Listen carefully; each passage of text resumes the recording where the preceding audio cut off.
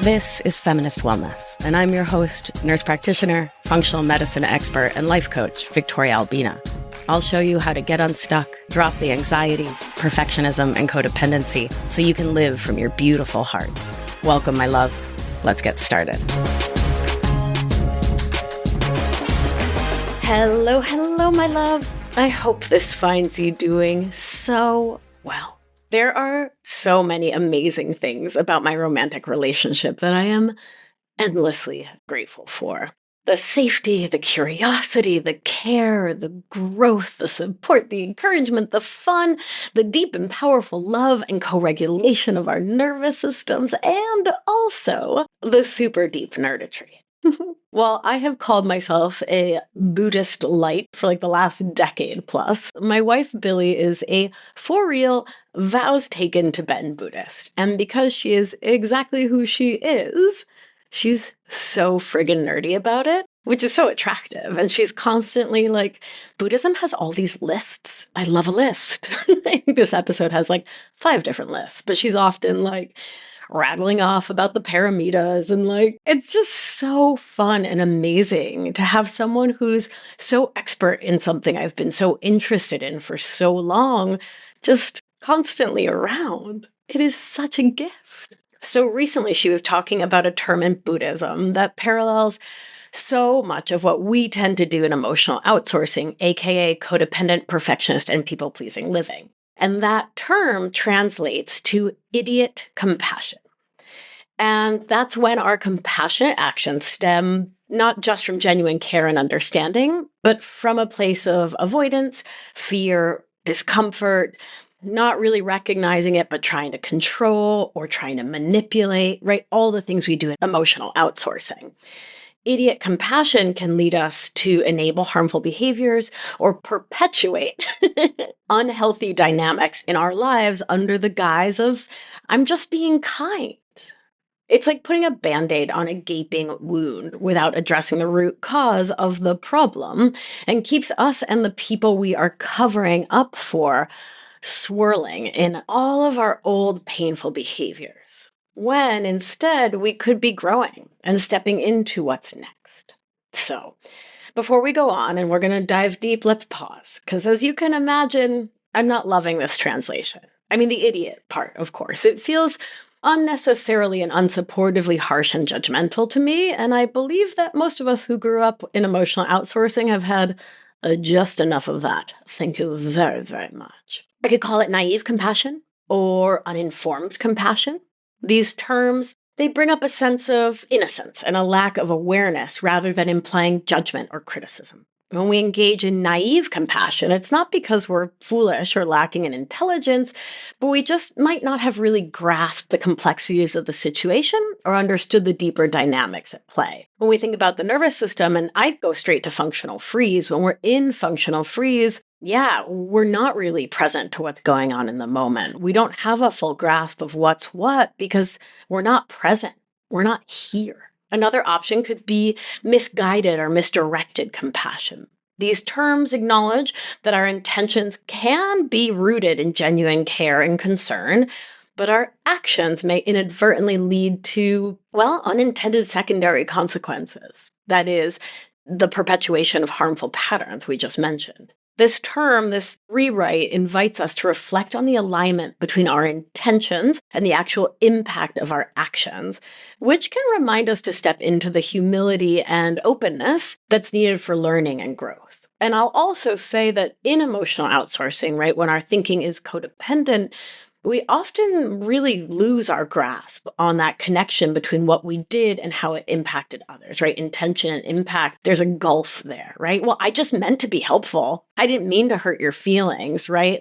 Okay, fine, walk all over me then, right? Those kind of things we say, we don't really put the two and the two together. So that term could be really helpful. Alternately, we could use the term overzealous compassion or overzealous empathy. There's something in there I like too, right? Because they gently highlight our habit of going above and beyond in our efforts to help others, often to the point of neglecting our own well-being or enabling behaviors in others that don't serve them or us or really anyone. These terms encourage us to find a balance between compassion for others and for ourselves, remembering that true empathy is when we honor both of our own needs and the needs of others. And it is never about self-abandonment. That's not what true empathy is, right? If you're not in the equation, where's the empathy? I'm really liking confused compassion because it reminds me that I just did an oopsie, right? I didn't do anything wrong or bad in crossing that line of compassionate sort of cover-up compassion. Ooh, cover-up compassion. I like that one. But that's kind of what happens from it, right? Anyway, confused compassion reminds me I didn't do anything wrong. I'm still a good person.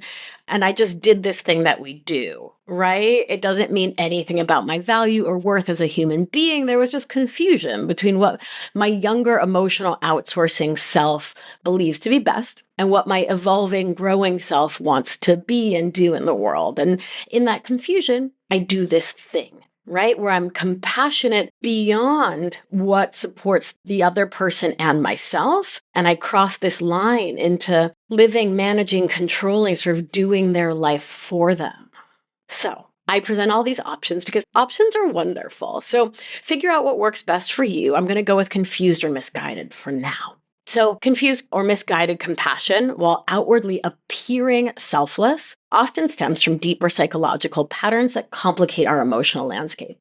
It's not just about avoiding conflict or seeking approval. It's about how our internal narratives shape our interactions in fundamentally profound ways.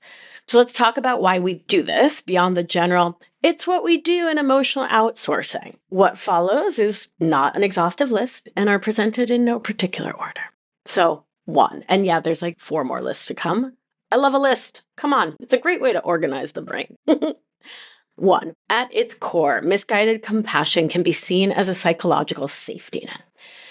For many, especially those of us who have experienced instability or inconsistency in emotional connections during formative years, aka you had emotionally immature, unavailable, or inconsistent parents, and we talked about that in episode 167, we can have a deeply ingrained fear of abandonment or rejection. This fear motivates us to engage in behaviors that are superficially altruistic, but are fundamentally about securing our place and peace in relationships, to attempt to feel real belonging in an attempt to calm our nervous system in the social milieu.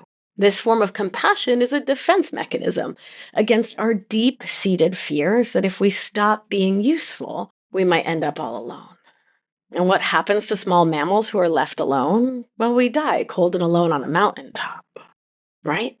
2, there's a strong element of control in misguided compassion. By managing the emotional climate around us, we feel a sense of control over an otherwise unpredictable world. This illusion of control is seductive because it gives a temporary sense of mastery and competence. However, it is a double-edged sword.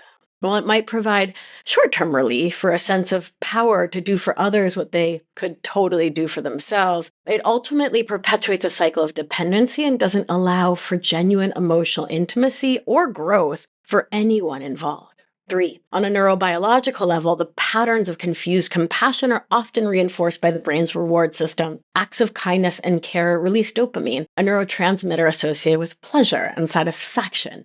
For someone deeply entrenched in cycles of emotional outsourcing, these neurochemical rewards can make the behavior compulsive, right? Because we release dopamine in anticipation of doing the thing, right? It's an anticipatory molecule. So that means that we keep doing it without even realizing that you're doing it and doing it. And so you keep doing it without awareness or consciousness, even though it's effing with your personal boundaries, your self-worth, and your relationships.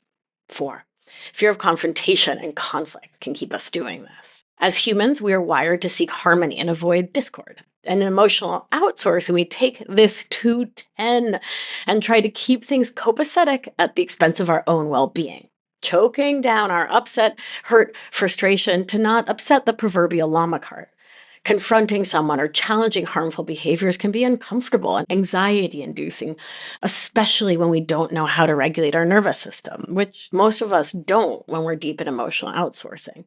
So we opt for what we believe to be the path of least resistance, even if it means enabling destructive patterns, aka other people treating us however they want, and us not saying boo about it. 5. There isn't a one of us with emotional outsourcing habits who doesn't host a full and extended family of insecurity gremlins in the shadows of our minds. Part and parcel of emotional outsourcing is doubting our own worth and lovability. So, what with not being fools, we seek validation and approval from others as a means of assuaging these insecurities. And what better way to gain validation than by being the ever helpful, ever compassionate savior? By rescuing others, we seek to prove our worthiness and indispensability, even if it comes at the cost of our own well-being. Part and parcel of that as well is this constant turning of the other cheek. She didn't mean to. It's okay, he was tired. I'm sure they would have been kinder had they thought about it, right?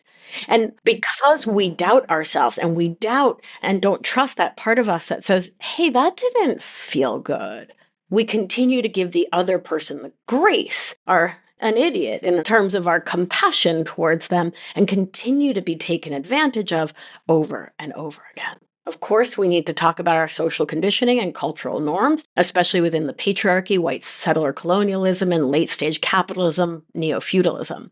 This is the invisible hand that shapes our beliefs, attitudes, and behaviors, generally without our even realizing it.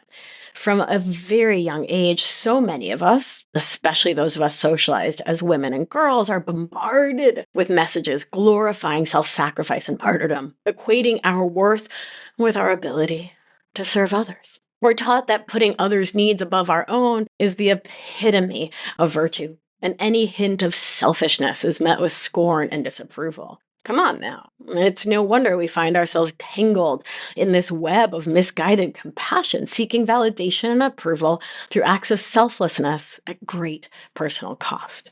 And if you haven't heard episodes 113 and 133, of course they didn't, of course you did, give those a listen. They're faves of mine and can help you to bring some of this compassion home to yourself. Finally, the role of trauma. The urge to rescue others can stem from a driving need to attempt to regain a sense of control and agency in the face of past helplessness. By saving others, we seek to reclaim a sense of power and purpose, even if it means sacrificing our own well-being in the process.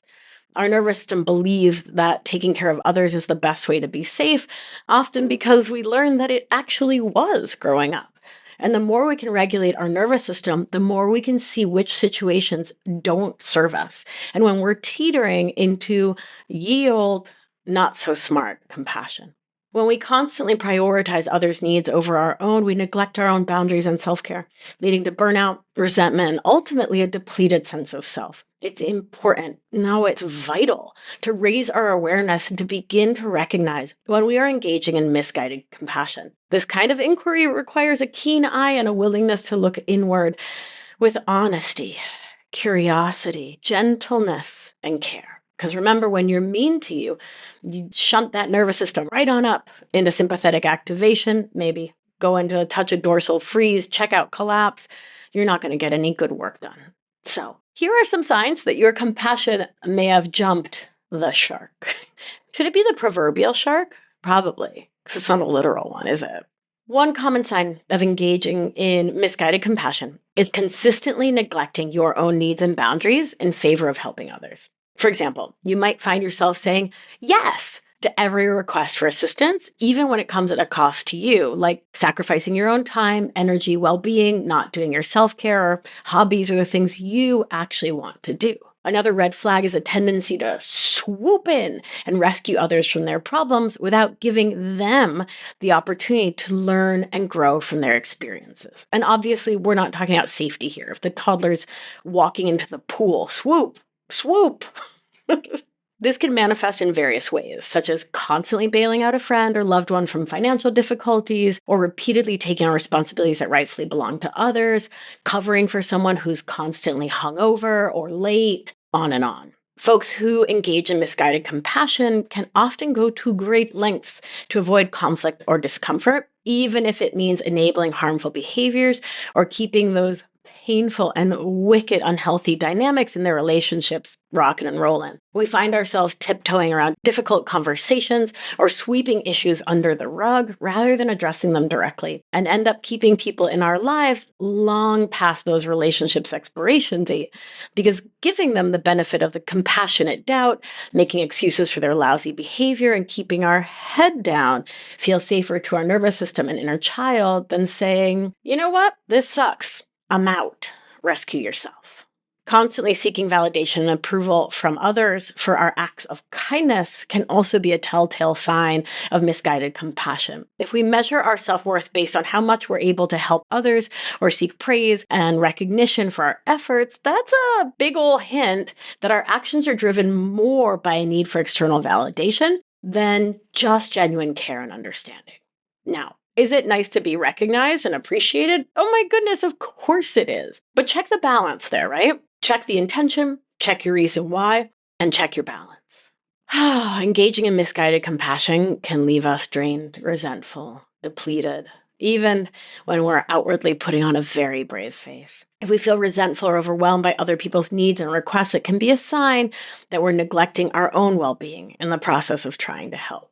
And having said that, I want to make note that, of course, there's not an unexhausted mom on this planet, like at all, full stop. I mean, other, of course, than the 1% with wild amounts of help. So caveat in both directions there. And I see you, exhausted mama bear. I love you. And I understand that because of the patriarchy and capitalism and all the things, you're exhausted because you're doing all of the things, right? I don't need to tell you what you're doing. You're doing all of the things. And it may be some misguided compassion, check it out, but it also might just be part and parcel of being a human, but also a mom in this moment, right? Finally, the last sign is encouraging dependency. So this is one I see the most and can be the most draining and unhelpful for all involved. Continually providing assistance or support without encouraging self-sufficiency or accountability can perpetuate dependency and prevent others from developing the skills and resilience needed to navigate life's challenges. I'm not saying to not take care of the people you love. Oh my gosh, goodness, jeepers, no. We care for those we love. Right? We support them. We help lift them up in challenging times. We engage in harm reduction. Yes. And we have a consciousness and awareness of the boundaries and limits of care. And when we've stepped in to encouraging dependency. So if our efforts to help are keeping someone dependent on us, right? Us funding them, us living for them, us supporting them, us doing everything for them, rather than empowering them to support themselves to the best of their capacity, right? We're always framing this within capacity. Then it may be time to reassess our approach. I saw this in a coaching client recently whose husband was always unhappy at work. It didn't matter where he worked. He had a new job every few months and he was always getting picked on. Someone was always bullying him. There was always a complaint at work, even when she had other friends who worked at that same place who just loved it. So after years of this, she supported him from her own savings to start his own business. And when he didn't put the work in to make it functional, she kept bailing him out financially. She kept stepping in to help him at work, at his job, the business she was funding, while she had a full-time job and was the primary caretaker for their kids.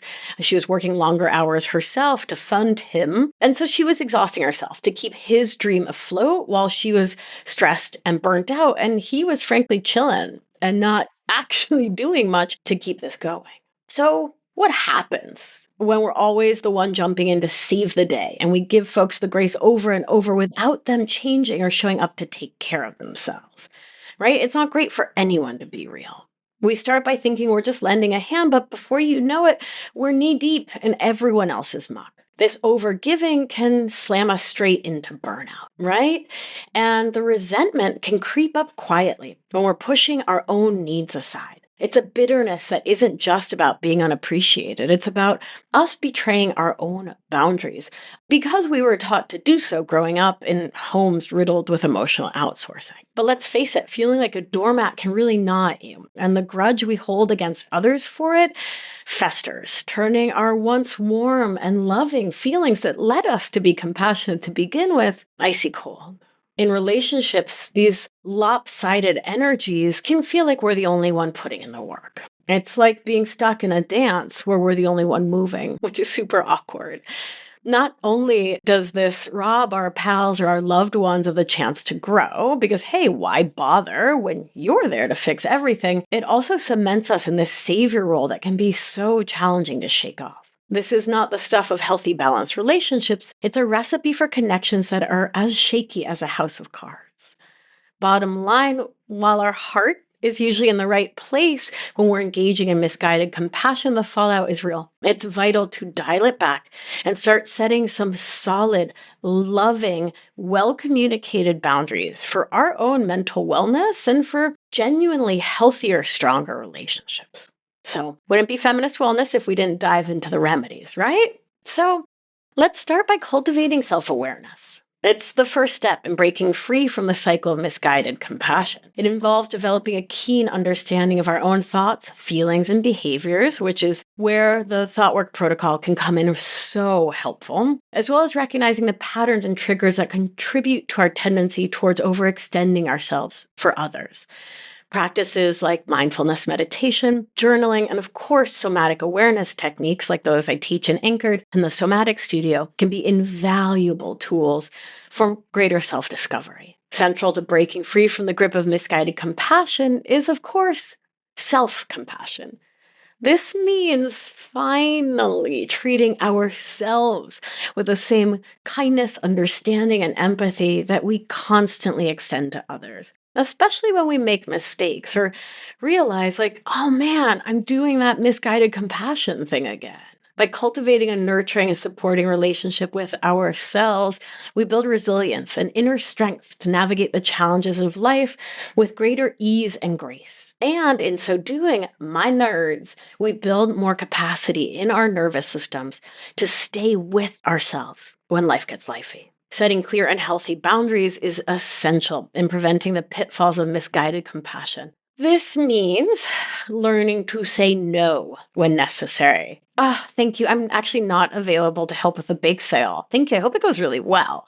Right? It can be challenging. Saying no to others, I think we all recognize this, or many of us recognize this, like cognitively. It doesn't make us selfish or uncaring. It's an act of self-preservation, self-respect, and resentment prevention. And I want to really honor that for those of us who grew up being the good girl, the golden child, who grew up feeling like we couldn't say no and still be loved or lovable, like we couldn't be safe if we said no, we got to ease on into this, right? So we start by orienting our nervous system, right? And if you don't know what that is, we'll put a little link on the page, or you could head to the top of victoriaalbina.com.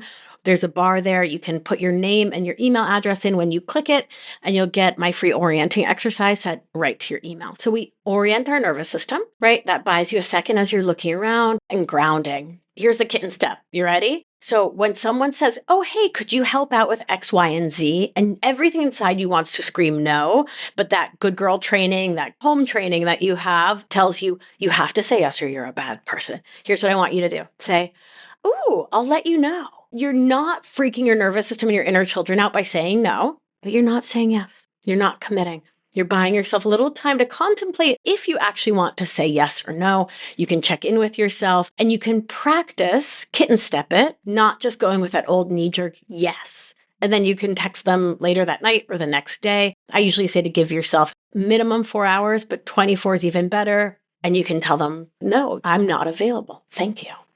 It's exciting, right? Isn't that such a fun kitten step? All right, so next, discernment. Discernment is the art of seeing things as they are and making wise and skillful choices in your actions. It involves discerning between genuine compassion and feeling into the fear, guilt, need for validation, etc., that drives misguided compassion. By cultivating discernment, using our somatic practices to feel into what these different kinds of compassion feel like, then we can make decisions based on our values, right? Based on what matters to us and not our conditioned patterns. 5, embracing vulnerability is essential in breaking free from the cycle of misguided compassion. It means being willing to acknowledge our own limitations, imperfections, and vulnerabilities to show up authentically in our relationships with others. When we embrace vulnerability, we create space for genuine connection and empathy, free from the need to perform or prove our worth through acts of self-sacrifice. Breaking free from misguided compassion is not a journey we undertake alone. I cannot tell you enough. We need to be witnessed in community. It's the only way to heal, my darling. Well, it's not the only way, but for me, it's the most sustainable and lasting way, right? Who am I to say the only anything, right? But for me, it has been the thing. It is vital to seek support from trusted friends, family members, coaches, community members, mental health professionals who can offer guidance, perspective, and feedback. Finally, practicing radical self-care is essential in nurturing our own well-being and preventing burnout and compassion fatigue. This means prioritizing activities and practices that nourish and replenish us, whether it's spending time in nature, engaging in creative pursuits, or simply taking time to rest and recharge. By honoring our own needs and investing in our own self-care, we can strengthen our capacity to show up for ourselves and for others with wisdom, kindness, and authenticity. Ah, my angel. Compassion, when aligned with wisdom and self-awareness, is not just a virtue. It's a powerhouse. It has the potential to heal, to uplift, to transform. But like any powerful tool, it must be used wisely. It's not enough to act from a place of instinct or emotion alone. We need to couple our compassionate impulses with a keen awareness of their impact, both on ourselves and those we aim to help. I encourage you to pause and to reflect on your own experiences with compassion. Have there been times when your efforts to help were more about easing your own discomfort than truly addressing someone else's needs? Have you found yourself exhausted from overgiving or stuck in relationships that feel one-sided? If so, it might be time to rethink how you express compassion. Consider the terms we've discussed: naive, misguided, overzealous, confused, and think about which one might resonate with your own patterns. And start thinking about what you might need as you step back into more balance around caring for yourself and others. This isn't just about changing how we act. It's about transforming how we think about our roles in the lives of others. Most importantly, how we take care of ourselves as part of community care and interdependence. True compassion isn't self-sacrificing to the point of self-destruction. It's thoughtful, it's balanced, and it recognizes the need for boundaries. So as you move forward, aim to infuse your acts of kindness with a deeper sense of purpose and insight. Reflect on the why behind your actions. Challenge yourself to adopt approaches that empower rather than enable. And most importantly, ensure that your compassion is as beneficial for you as it is for others. It's about nurturing a compassionate heart that is wise, giving, loving, but not weary, and actions that are as informed as they are well-intended. Let's keep our compassion genuine and our boundaries strong so we don't just survive the emotional whirlwinds, but thrive in creating relationships that are truly reciprocal and rewarding for everyone involved. Thank you for joining me, my love. It's been a pleasure to share this really powerful concept with you. I hope it's supportive. If you're loving the show and everything you're learning, I would be so grateful if you would go to Apple Podcasts or wherever you get your shows and leave a 5-star rating, a little written review. It doesn't have to be long, just a little something will do. And make sure you're following the show. That means it automatically downloads. And listen, if I'm about anything, it's about taking unnecessary steps off of your to-do list. So when you follow, you don't have to go find the show every week. You get it automatically. I keep asking you to do this because the more people who follow, rate, and review the show, the higher it goes in the search, which means more and more people find the show and get access to all this free information I work so hard to bring to you. And that's what I want. This is an act of service, so I want it in lots of ears. Thanks for sharing, my love. All right, let's do what we do. Gentle hand on your heart should you feel so moved. And remember, you are safe. You are held. You are loved. And when one of us heals, we help heal the world. Be well, my beauty. Mwah. I'll talk to you soon. Ciao. Thank you for listening to this episode of Feminist Wellness. If you want to learn more all about somatics, what the heck that word means and why it matters for your life, head on over to victoriaalbina.com/somatics webinar for a free webinar all about it. Have a beautiful day, my darling, and I'll see you next week. Ciao.